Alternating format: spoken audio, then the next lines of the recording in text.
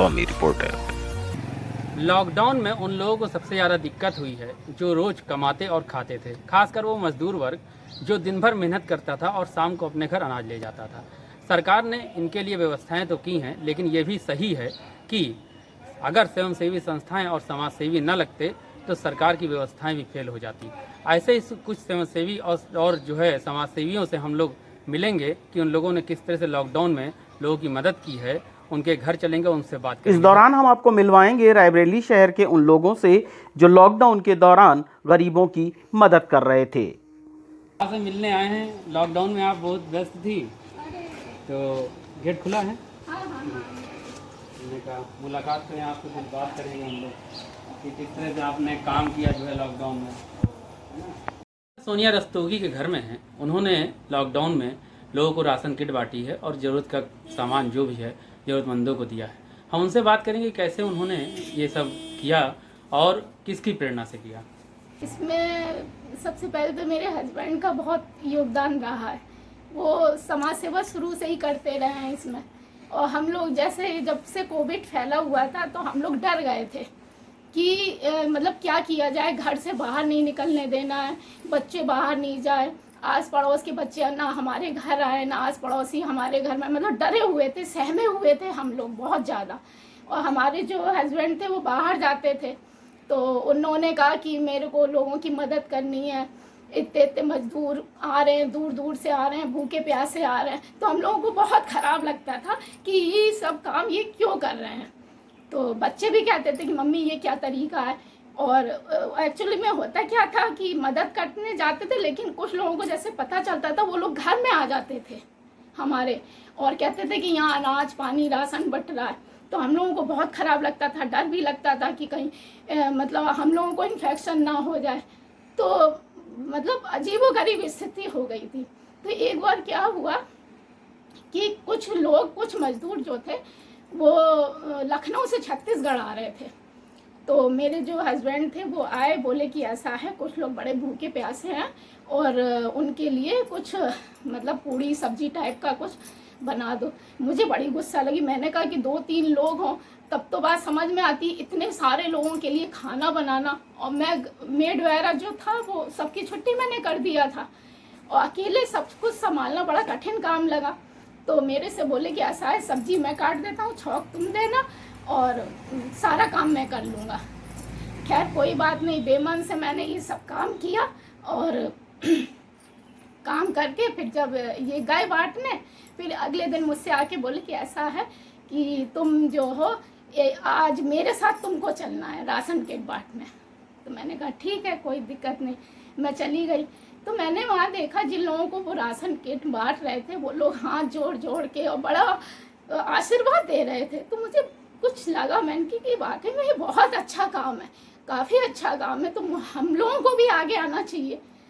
तो फिर ये मैंने भी सोचा कि हाँ कुछ करना चाहिए, बल्कि मैं तो कहूँगी कि सब लोगों को करना चाहिए। जो लोग कर सकते हैं, जो लोग सक्षम हैं इस सब चीज़ों के लिए, उन लोगों को ज़रूर आगे आना चाहिए।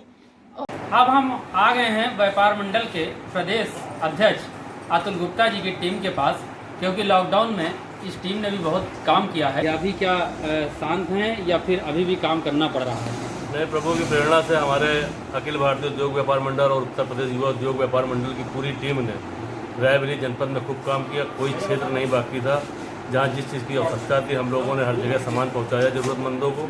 अब पहले से 1-2% लोग रह गए हैं जिनके पास ख़त्म हो गया राशन, तो आ जाते हैं, तो उनको भी हम लोग दोबारा भी राशन उपलब्ध करा रहे हैं। लेकिन पहले की अपेक्षा बिल्कुल ना के बराबर हो गया है। हम लोग के पास अब भी किटें तैयार रखी हैं, जो हमारे पास ज़रूरतमंद आता है उनको अब भी हम लोग सेवा के तौर पर उनको किट प्रदान कर रहे हैं। अच्छा, इतनी बड़ी आप लोग मुहिम चला रहे थे, कहाँ से हो रही थी व्यवस्था? क्योंकि हर चीज़ के लिए अर्थ की ज़रूरत होती है। देखिए, कुछ तो हमारे पास अपना फंड होता है अखिल भारतीय उद्योग व्यापार मंडल का। उसके बाद जब लोग देखते हैं कि एक अच्छे कार्य में इनकी टीम लगी हुई, तो और लोग भी मदद में हाथ बढ़ाते हैं। समाज सेवी ऐसे लोग हैं जिनको अच्छे हाथ चाहिए, जो अच्छे नेक काम में पैसा खर्चा कर सकें, तो उन लोग के द्वारा भी हमको मदद मिली जो हमने फील्ड में बांटा है। कितने लोग होंगे आपकी टीम में? हमारी फील्ड में करीब 22-23 लोग हैं क्या आते हैं जो लगातार इस सेवा में कार्य कर रहे हैं। अच्छा, प्रशासन से क्या सहयोग मिला आपको या आपने प्रशासन का सहयोग किया? हम लोगों ने प्रशासन का ही ज़्यादा सहयोग किया। शुरुआती दौर पे जब लॉकडाउन शुरू हुआ 25 मार्च को, तो प्रशासन के सामने सबसे बड़ी दिक्कत ये थी कि कॉलोनियों में, मोहल्लों में लोगों के पास आवश्यक वस्तुएं कैसे पहुंचेंगी। किराने का सामान है, फल है, सब्जी है, दूध है, ये किस तरह पहुंचेगा। तो उन्होंने अखिल भारतीय उद्योग व्यापार मंडल से हमारी टीम से बात की। हम लोगों ने सबसे पहले जिला प्रशासन को 8 मोबाइल गाड़ियाँ उपलब्ध कराई, जिसमें राशन का सामान था, किराने का सामान था, फल थी, सब्जी थी। ये सब गाड़ियाँ हम लोग ने उपलब्ध कराई और हर मोहल्ले, गली गली में अनाउंसमेंट करके जिसको ये ज़रूरत थी वो सामान पहुँचाया गया। इससे प्रशासन भी खुश था कि हम लगातार उसके सहयोग में थे। प्रशासन ने कहा कि क्वारंटीन किए लोगों को फल पे पहुँचा दीजिए, बिस्कुट पहुँचा दीजिए, लंच पहुँचा दीजिए। हम लोग ने तुरंत जितने क्वारंटीन सेंटर थे वहाँ पर ये सामान पहुँचाया। जहाँ मास्क कहा वहाँ पर हमने मास्क पहुँचाया गया था। जहाँ सैनिटाइज़र की आवश्यकता थी वहाँ सैनिटाइज़र पर जो ज़रूरत प्रशासन को हुई वो हमारे व्यापार मंडल ने अविलंब किया। उसमें कोई नानुकुर नहीं किया कि अभी करेंगे तभी करेंगे। तुरंत तत्काल हमने ये सेवा की। आप राजनीतिक व्यक्ति नहीं हैं, आप व्यापार मंडल से जुड़े हैं। इस बीच राजनीतिक लोग क्या आपको, उनकी भूमिका क्या रही, क्या कहना चाहेंगे? करीब 2 महीने का ये लॉकडाउन पीरियड हो गया है और एक भी राजनीतिक व्यक्ति फील्ड में उतरता हुआ नहीं दिखाई पड़ा। हाँ, जब हम लोगों ने करीब 30-35 दिन सेवा कर ली, उसके बाद 1-2 राजनीतिक लोगों के, क्योंकि मुँह पे जब थप्पड़ पड़ा के आते हैं कि कुछ काम नहीं कर पा रहे हैं, तो उन्होंने दिखावे के तौर पर 1-2 दिन लंच पैकेट वगैरह बांट कर वाहवाही लूटने की कोशिश की, लेकिन जनता ने उसको नकार दिया। क्योंकि जनता को बहुत ज़्यादा उम्मीदें थी कि ये लोग कुछ करेंगे जनप्रतिनिधि के तौर पर, लेकिन उन्होंने कुछ किया नहीं। आप पहुँचे हैं अब मानव सेवा संस्थान के संरक्षक शिव कुमार अग्रवाल जी के पास। लॉकडाउन में इन्होंने सड़क में जो गौवंश घूम रहे थे उनके लिए चारे की व्यवस्था की है और पूरे लॉकडाउन उन्होंने अपनी ये सेवा बरकरार चालू रखी है। उनसे पूछेंगे कि कैसे उन्होंने किया और कहाँ से प्रेरणा मिली और वो कब से कर रहे हैं। जो असहाय लोग थे, जिनके कारोबार ख़त्म हो गए थे, जो रोज़ कमाने रोज़ खाने वाले थे, उनको हमने दी। कम से कम हमारी संस्था ने 450 किट बांटी हैं और आज भी बांटी गई हैं। और जो गाय सेवा है वो हमारी 2013 से चल रही है। उनको हम 15 किलो आटे की रोटी बनवाते हैं और 4 लोग हमारे दोस्त हैं जो संस्था के लोग, वो चारों लोग अपने अपने दिशा में निकल जाते हैं, उनको गाय की रोटी। लॉकडाउन में भी आपने गाँव को रोटी बराबर निरंतर अनब्रेकेबल, किसी दिन नागा नहीं। हमारे साथ त्रिलोचन सिंह जी हैं, जिन्होंने लॉकडाउन के दौरान सिख समाज की एक टीम बनाकर लोगों को खाना वितरित करवाया है। उनसे हम बात करेंगे किस तरह से उन्होंने ये पूरी चीज़ों को मैनेज किया है। सिख समाज बराबर दोपहर के समय सुपरमार्केट में लगभग 200 लोगों को डेली भोजन कराता है।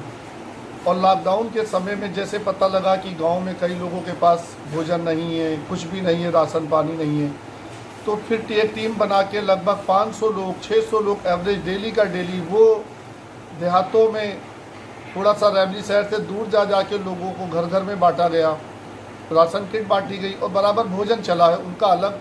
और जो हमारा सुपर मार्केट में गुरु तेग बहादुर मार्केट है हमारी, जहाँ पे लगभग 200 लोगों को रोज़ का भोजन खिलाया जा रहा है और आज तक खिलाया जा रहा है। वो पहले कई सालों से चल रहा है और बराबर भी आगे वो चलता जाएगा। और अब काफ़ी हद तक सामान्य स्थितियाँ भी आ गई हैं, पर फिर भी जहाँ जहाँ ज़रूरतमंद होती है सिख समाज बढ़ चढ़ के ही आगे सेवा करने में लगा हुआ है और आगे भी लगा रहेगा। अच्छा, किस तरह का लोगों का क्या रिस्पांस था आप लोगों के प्रति? लोग तो देखिए बढ़ चढ़ के था। सिख समाज तो देखिए गुरु नानक देव जी के समय से ही बराबर सेवा भाव में ही लगा रहता है और ऐसा नहीं कि रैवली जनपद में ही सेवा चली है, पूरी दुनिया में चली है। और लोगों ने सिखों का एक अलग मिसाल भी दी है कि सिख जहाँ जहाँ भी थे उन्होंने बढ़ चढ़ के सेवा की है। क्या कहना चाहेंगे समाज को? हम समाज को यही कहेंगे कि भाई जिस तरह इस लॉकडाउन में सब बढ़ चढ़ के आगे बढ़े थे, आगे भी भविष्य में कभी भी कहीं भी कोई दिक्कत हो तो बढ़ चढ़ के साथ दे के ही देश का, समाज का साथ ही देना है, कहीं भी पीछे नहीं रहना। ये है कौमी रिपोर्टर।